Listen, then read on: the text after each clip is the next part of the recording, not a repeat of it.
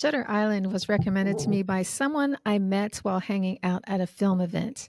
I actually just exploded the list of requests as a result of that meeting, which is really cool. So I love requests. So if you have a film that you want me to talk about, please drop me a line and let me know. And if you are a fan of today's video or channel in general, please give it a like, share, or subscribe to help it to grow. Thanks. So, Shutter Island is a wild movie that features the dynamic duo of Martin Scorsese and Leonardo DiCaprio. And one of those movies where you don't know what's really going on until the very end, if then. Since we're talking about insanity, you're not really sure. Shutter Island is a really cool suspense picture. And as someone who used to work in a private psychiatric hospital, what I found the most interesting about it is the fact that it takes place at an insane asylum. So, what we're talking about today is the history of insane asylums. And trust me, by the end, you're going to be glad you're born today and not sometime before the 1980s. So, the first mental institution in America was the Public Hospital for Persons of Insane and Disordered Minds in Williamsburg, Virginia in 1773. Way early. And the whole idea behind it came from the ideas from the Enlightenment, which viewed mental illness as a treatable condition caused by sin, moral weakness, or demonic influence rather than something that should be punished or hidden. Modern psychiatry and psychology were still over 100 years away, and they didn't really have any idea how to treat mental illness. It was really about control. They shackled patients to the walls or to the floor, put them in cages, and confined them to small, dark cells because they thought they were dangerous. Restraining them was for their safety as well as the safety of others. Eastern medicine at this time was amazing, but here it was pretty primitive. And they thought madness came from excess blood or bile, so they bled them with lancets or leeches, and they gave them laxatives or emetics to make them vomit so they'd balance out their humors. They create blisters on their skin to draw out the bad humors, and obviously this was painful and it weakened them. You've probably seen this in old movies, like I think One Flew Over the Cuckoo's Nest has a scene where they put them in cold baths or showers.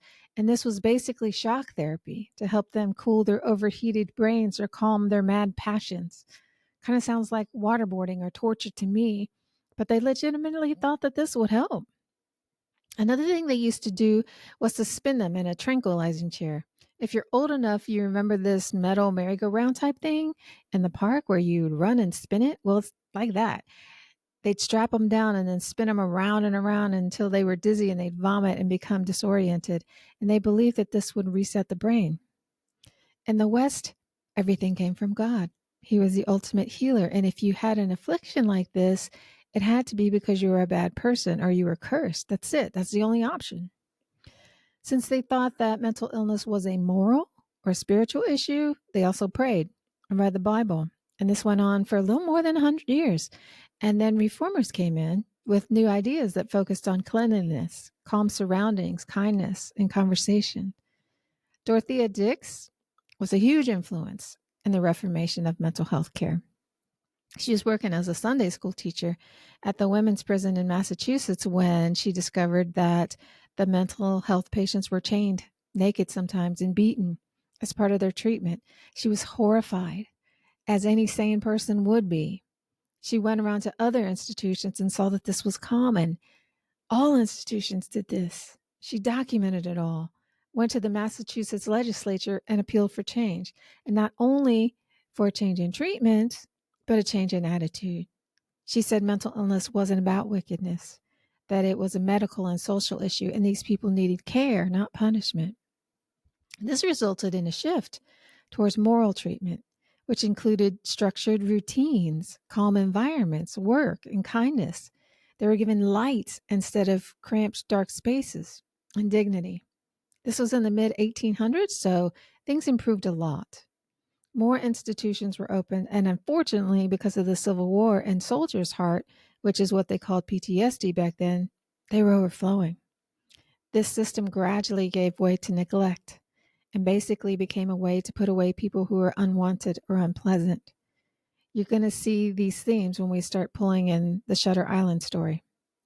For now, let's fast forward to the 1930s through the 1950s. This is when they started doing a lot more lobotomies. This is where they removed brain tissue and sever the connection between the frontal lobe and the thalamus. Tens of thousands of these procedures were done, and the doctor who pioneered it, Egas Moniz, I think his name is, was given the Nobel Prize in 1949. So the medical community thought this was a great advancement. And given that 44% of patients were released after the surgery and they had no better treatments, I suppose it did look like a useful treatment.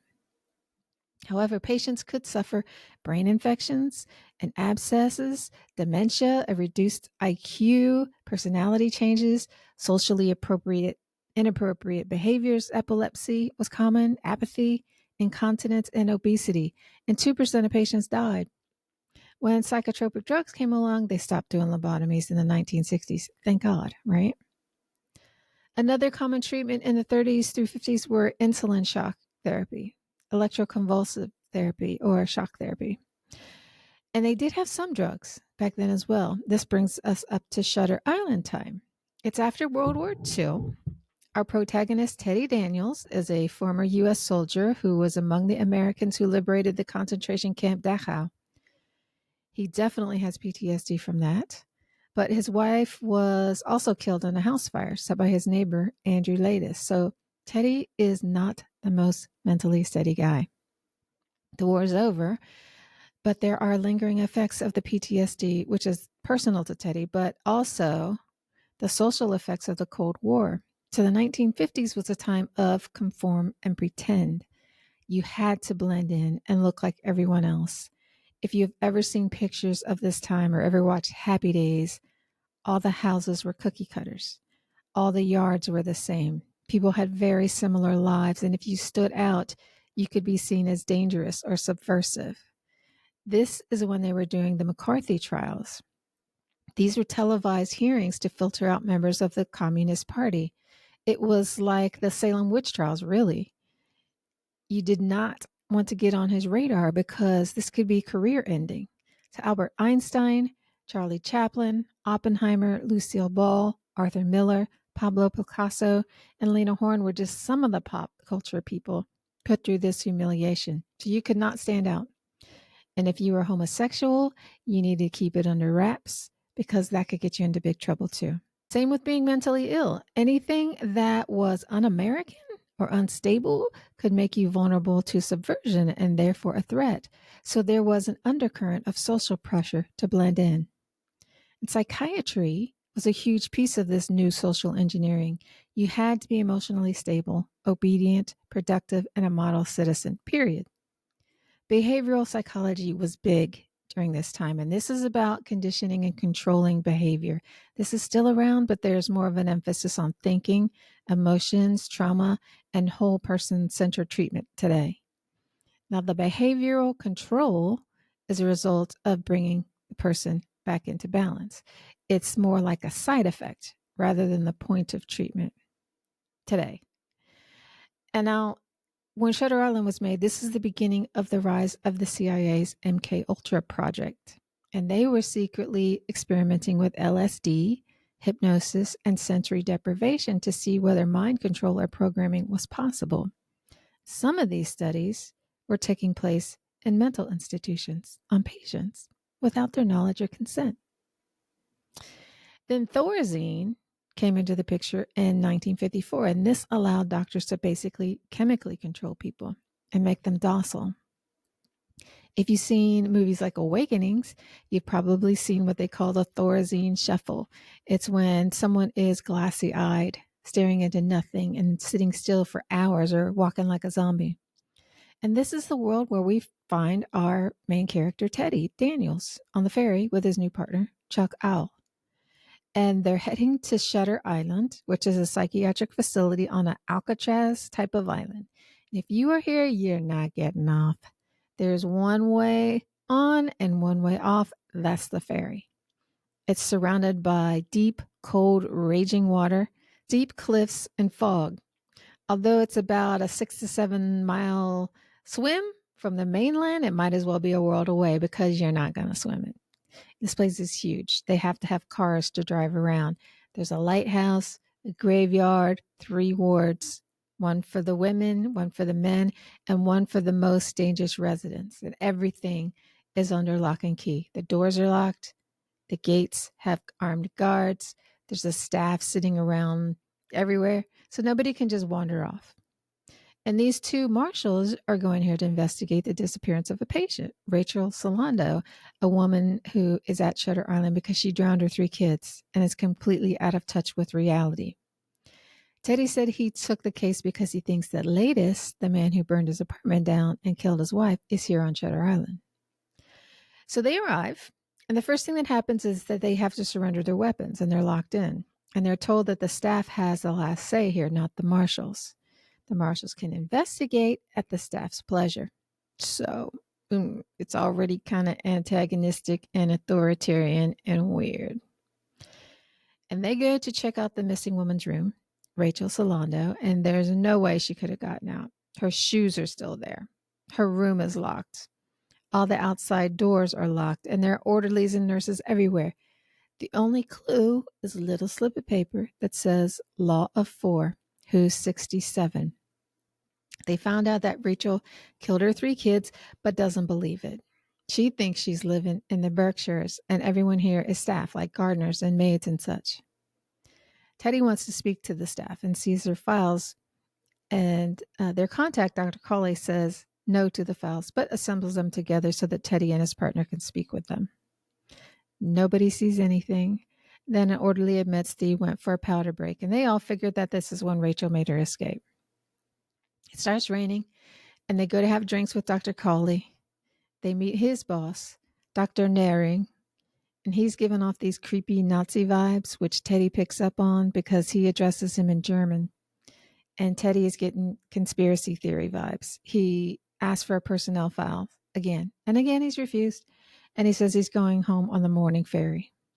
So the marshals bunk down for the night with the orderlies, and Teddy has nightmares about his wife who died in the fire, and also nightmares about World War II. His wife tells him that Latest and Rachel are still on the island.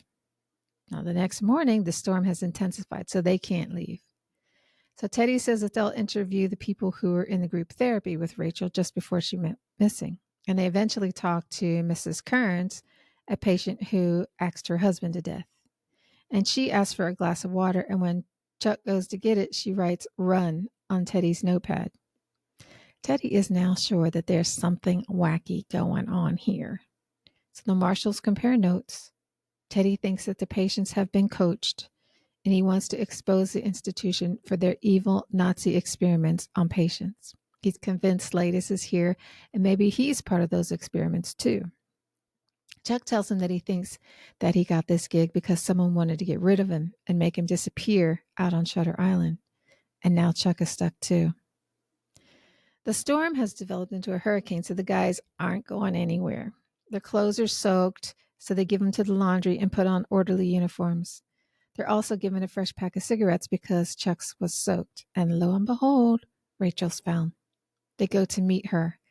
They said they found her wandering around by the lighthouse, and she's clearly Looney Tunes. She calls Teddy her husband, and she's shaking him. Teddy gets a migraine, and Dr. Cawley gives him some aspirin. Teddy goes to sleep and has another nightmare.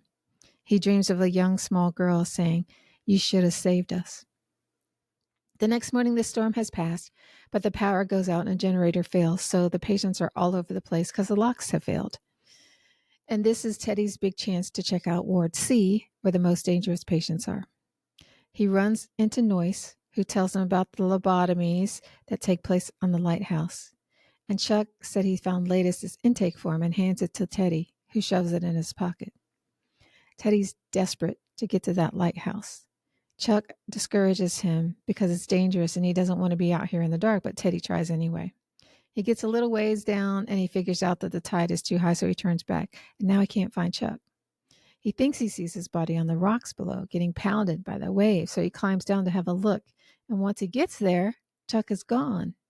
Teddy's now not sure what's going on. Is he delusional, or are they fixing things up to make him feel delusional? He doesn't know. So he looks up and he sees an illuminated cave. He goes over to see if it's Chuck, and it's not. It's Rachel Solando. Only she's not a patient. She's a doctor who worked there, who saw the inhumane experiments going on and couldn't keep her mouth shut. She wanted to blow the whistle, and she ran away to escape, but they said her mind snapped and kept her detained here. All her money and her family couldn't save her. And she asked Teddy if he took any drugs while he was here. She points out that all the food he's had, all the drinks, the cigarettes, everything came from them, and they could have been doping him the whole time. And that's why he's having headaches and migraines and nightmares. And she confirms that the surgeries happened in the lighthouse. Rachel's afraid to be found. She knows that the guards will come looking for Teddy, so he goes back to search for Chuck and get out of Dodge, and she says she's moving on. When Teddy asks Dr. Cawley, where's Chuck? Dr. Cawley says, you don't have a partner. You came here alone. Now Teddy feels like everything that Rachel said was true. They're gaslighting him, so he takes off. He runs into Dr. Naring, who wants to tranquilize him, but he uses it on Dr. Naring instead. Teddy runs to the lighthouse, overpowers a guard, takes his rifle, and runs up the lighthouse. On each level, he opens the door and finds nothing. No operating room, no staff, no patients, no equipment. When he gets to the top, Dr. Cawley is there waiting for him, and he says, why are you all wet, baby? Now the big reveal happens. Dr. Cawley told him earlier that the hospital at Shutter Island was innovative. They engaged in radical therapies to help clients heal, and this was one of their methods. All this was a charade to help Teddy realize that he is latest. His wife drowned their 3 kids, and he killed her. He snapped and has been at Shutter Island ever since. Teddy is one of the most violent people here, and the staff wants to lobotomize him if he doesn't snap out of it, and this was his last chance. Teddy still thinks it's a big conspiracy theory. He's being MK Ultra'd. But then Chuck enters wearing a suit and tells him that he's Dr. Sheehan, the doctor who has been treating Teddy for the last 2 years. Teddy grabs his gun from Dr. Cawley and shoots Dr. Sheehan with it, but it's not real. It's a toy. It's been a toy all along. This is when Teddy remembers the truth, pulling his dead kids out of the water and shooting his wife, and he faints. The next morning, Dr. Sheehan is talking to Teddy, or Andrew Latis, and Andrew says to him, we got to get off this rock, Chuck.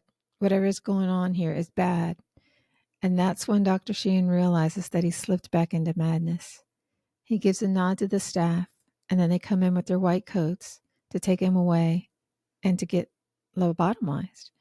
And Andrew looks at Dr. Sheehan and says, you know, this place makes me wonder, which would be worse, to live as a monster or to die as a good man? So basically for Andrew, the choice was to be sane and a monster, or to die and lose his personality to lobotomy as a good man.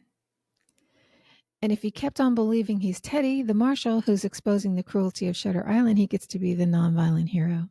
And if he's Andrew Latis, he's the guy who didn't notice his wife's descent into madness, didn't rescue her from the house fire, didn't save his children from death, and who continued to rampage on the staff and the residents of Shutter Island. It's not a fabulous choice. It's a pretty amazing movie, and what makes it so is that given our history of insane asylums, it could be true. Lots of people have asked if Shutter Island was based on a true story. I already talked about how patients were abused and used for unethical experiments. The CIA doing experiments on mind control is absolutely real. So how do you know what's real in a situation like that? How would you know if someone were trying to drive you mad or whether you actually were mad? I'm not saying that it would be possible today. Things are a little bit different today. So let's bring it full circle and talk about what a psychiatric hospital looks like today. I also worked in a prison with a psychiatric unit, so I can talk about that too. First, getting into a psychiatric hospital isn't easy here. There are not enough beds. So you have to find a place with an opening, and then you have to qualify, meaning you have to be a danger to yourself or others. They aren't going to just take you because someone thinks you're crazy. So that could be one reason why this probably couldn't happen today. We don't do the take the key and lock her up thing anymore. And even if you do get in, treatment is focused on short-term crisis stabilization. And once you're stabilized on medication or you're no longer suicidal, your treatment continues on an outpatient basis. So in other words, you're released. Now you can check yourself in, or someone can report that you're a danger to yourself or others, and then you get an assessment. And if you're suicidal or homicidal and there's a bed available, then you can go to the hospital. And if you change your mind and you're there voluntarily, you can probably leave. And if you were involuntarily admitted, it's totally up to the staff whether they're going to let you go or not. And they can hold you for up to 72 hours. Then a judge has to say whether or not you can go, because it's a denial of your liberty. And people can't do that without a court order. Now, if you're an inmate, so you're accused and convicted of a crime, and you're being held because you are not guilty by reason of insanity, they're going to keep you until they feel that you're not a threat anymore. So this could be 6 months, 6 years, 60 years. This is not something that you want. Trust me. I worked in a prison and had a client that was in the psychiatric wing, and she was not really stable. This is one of the wildest environments I've ever seen. And there's a huge difference between a prison psychiatric facility and a private one. I worked in all the departments of the psychiatric hospital, and even the area for the seriously mentally ill or criminally insane, so the most intense area, is not as wild as the prison facility for the same type of people. I've heard horror stories about psychiatric hospitals. I've had 2 clients who went voluntarily because they were suicidal and they were treated poorly and turned away because they were not stable enough to sit and wait and be polite while the staff got to them. I've also heard that some people have had really positive experiences. So it all depends on where you go and who's working that day. Generally speaking, though, there's no restraints. You're not going to be chemically restrained unless you are attacking people. There are locked doors everywhere, though, but everything's brightly lit and cheerful. There are therapeutic groups throughout the day. Food is hospital food, as you might expect. People do end up in the wrong place because of lack of beds and lack of knowledge. A lot of people who need mental health treatment are sent to the courts or jail instead. And a lot of people who need treatment get turned away because there's nowhere to send them. I've heard of people who are in the emergency room for hours waiting for a bed to open up. Anyone who is discharged is supposed to have a plan of action, but if you have nowhere to go, you will be discharged to a homeless shelter or the street. So people can and do end up incarcerated or homeless after treatment. Today, we don't have the same stigma that I think people had back in the day, so that part is easier to deal with. And Shutter Island, enduring the loss of your wife and children, wasn't just a horror in itself. It's having to deal with everyone knowing too. So you're victimized twice. Through the lens of Shutter Island, the history of psychiatric hospitals unfolds as a story of evolving control, fear, and attempts to manage the human mind. From the chains and cold baths of the 18th century asylums to Dorothea Dix's reforms and rise of moral treatment to Cold War experiments in compliance and chemical sedation, each era reflects society's struggles to understand and contain mental illness. And Shutter Island does a great job of embodying this history, merging the physical isolation of early hospitals with the psychological manipulation of later institutions, showing that for patients then and now, the walls of the hospital are not just physical, but deeply internal. It's really creepy because the island becomes a microcosm of psychiatric care itself, a place where compassion, control, trauma, and fear intersect, revealing both the progress we have made and the lingering shadows of a system built to contain minds rather than to fully heal them. Scary. Thanks for being here. See you next time.